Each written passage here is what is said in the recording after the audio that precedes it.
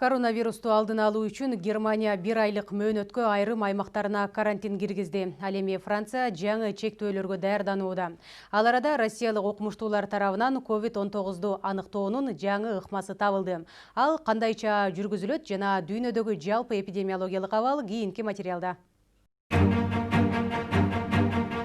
Францияда 30 октябрдан тарта күчөтүлгөн карантиндик чектөөлөр киргизилет. Бул тууралуу өлкө президенти Эммануэль Макрон өз элине кайрылып жатып билдирген. Тыюуга ылайык жарандар үйүнөн радиусу 1 чакырымдан ашпаган аймакта гана сейилдей алышат жана ал 1 сааттан ашпашы керек. Бирок ооруканага жана зарыл оокаттар үчүн дүкөнгө барууга болот. Эске салсак, Францияда күн санап коронавируска 10 миңдеген жаран кабылууда. Жалпы өлкөгө киргизиле турган эреженин башкы максаты COVID-19 инфекциясынын жайылышын азайтуу. Эске салсак, быйыл жаз мезгилинде аталган өлкөдө карантиндик чектөөлөр илдеттин тарашына бөгөт болуп берген. Обочолонуу тартиби быйылкы жылдын 1 декабрына чейин киргизилет. Бүгүнкү күндө Францияда COVID-19 инфекциясына бардыгы болуп 12 миллиондон ашуун жаран кабылса, анын 35 миңден ашууну кайтыш болду. Азыркы тапта илдет менен 10 миллион 85 миң 370 бейтап күрөшүүдө.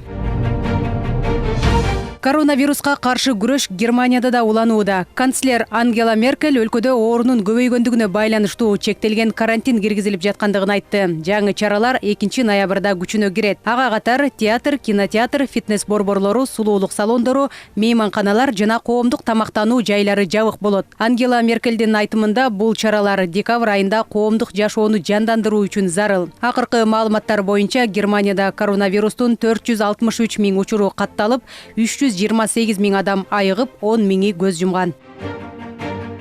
Эми жөтөлдүн добушу менен коронавирусту аныктоого болот. Мындай заманбап технология россиялык окумуштууларга таандык. Алгоритм COVID-19 кабылган адамдардын жөтөлүнүн бир нече миң жазууларын талдаган нейрон тармагына негизделген. Текшерүү смартфон сыяктуу терминалдын жардамы менен жүргүзүлөт. Дартты аныктоо үчүн уюлдук тиркемени да колдонууга болот. Ага ылайык биринчи микрофонго жөтөлүү керек. Ал программа вирус сизде бар же жогун аныктап берет. Россиялык окумуштуулардын долбоору Экостри деп аталат. Эгер технология каттоодон өтсө, аны коомдук транспортто же мамлекеттик мекемелерде колдонууга болот. Ал эми 29 октябрдын статистикасына келе турган болсок, Россияда оору катталгандан бери 16 миллионго чукул адам инфекцияга кабылса, анын 27 миңи каза болду. Соңку суткада COVID-19 366 россиялыктын өмүрүн алды. Дүйнөлүк саламаттык сактоо уюму Европада акыркы бир жумада 1 миллион 300 миң адам коронавирус жугузуп алганын маалымдады. Бул жалпы дүйнө жүзүндөгү вируска чалдыккан 2 миллион 900 миң адамдын дээрлик тең жарымын түзөт. Илдеттен көз жумгандардын саны да мурунку жумага караганда 37% өстү.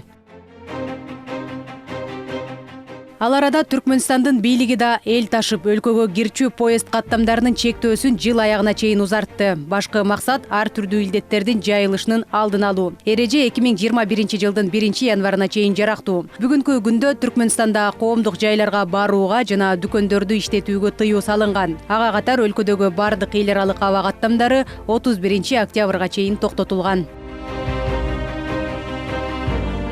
Коңшу Казакстанда эпидемиологиялык кырдаал курч бойдон калууда. Акыркы суткада эле 268 жарандын анализи оң чыккан. Өлкөдө бүгүнкү күнгө чейин ооруга кабылгандардын жалпы саны 111 миңден ашуун болсо, анын ичинен 2 миңге чукулу каза болду.